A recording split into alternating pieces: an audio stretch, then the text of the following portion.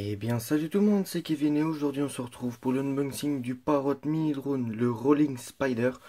Donc pour ceux qui ont vu ma vidéo du Jumping Sumo de la marque Parrot, c'est le même principe, c'est un drone qui se contrôle avec soit votre, avec tous les produits Android ou Apple, donc ça veut dire iPhone, iPod et iPad, et pour tout ce qui est Samsung, ça veut dire les téléphones, les tablettes, et c'est tout. Donc c'est un mini drone donc qui se connecte cette fois-ci avec du Bluetooth. Donc là il vous dit que vous avez le smartphone controller qui peut faire des flips.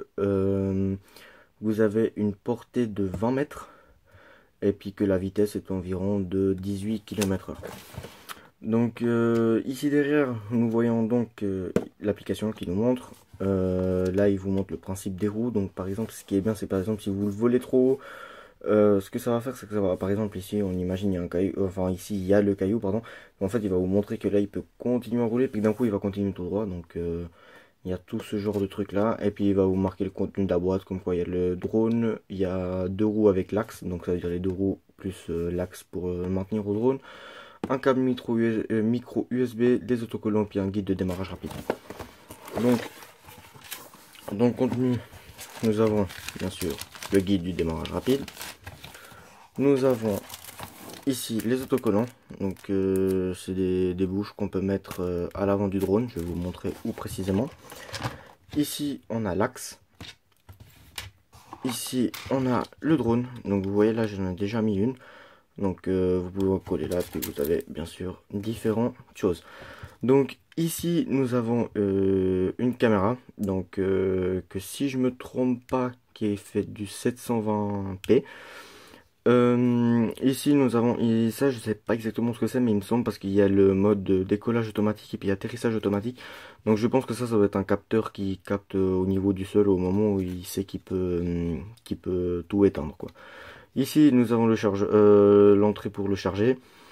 Ou pour récupérer tous les données, parce qu'il y a une carte mémoire interne. Donc ça veut dire en fait vous allez prendre les photos, soit ça va rester à l'intérieur, soit une fois que vous avez fini de jouer avec le drone, vous allez quitter l'application, et puis l'application va vous demander si vous voulez justement récupérer ces photos là. Ici nous avons l'emplacement de la batterie, et puis juste ici ce petit bouton là c'est pour l'allumer ou pour l'éteindre. Donc après on a la batterie, donc à savoir que c'est la même batterie qu'on met dans le Jumping Sumo, donc qui sont exactement les mêmes. Donc maintenant ça me fait que j'ai deux batteries. Par exemple si je prends juste celui-là pour aller jouer dehors, bah, j'ai deux batteries de rechange. Et ici ah oui, et ici on a aussi le chargeur micro USB, et là on a les deux roues, donc qui sont avec le truc pour les tenir dans l'emballage. Alors c'est tout simple, ça veut dire que vous les clipsez comme ça.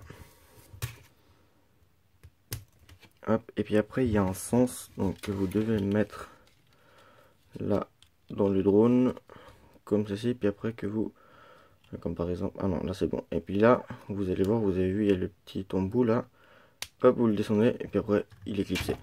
Donc ça veut dire par exemple si vous jouez dans votre chambre et puis d'un coup pas ça tape contre le mur ou bien quelque chose comme ça, bon au moins ça va pas abîmer les ailes.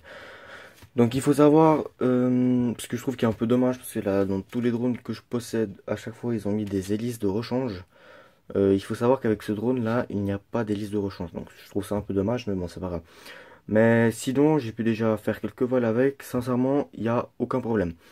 Par contre, je veux aussi vous rappeler, si vous l'avez vu bien sûr cette vidéo, je vous avais dit que on pouvait connecter la Mad Catz Controller i, donc la manette pour tous les produits Apple, en Bluetooth, et puis vous pouvez connecter votre Sumo pour pouvoir jouer avec. Il faut faire attention, c'est que le Sumo se connecte avec le Wi-Fi, mais ce drone là se connecte avec le Bluetooth, donc ce qui fait que la manette se connecte aussi par Bluetooth.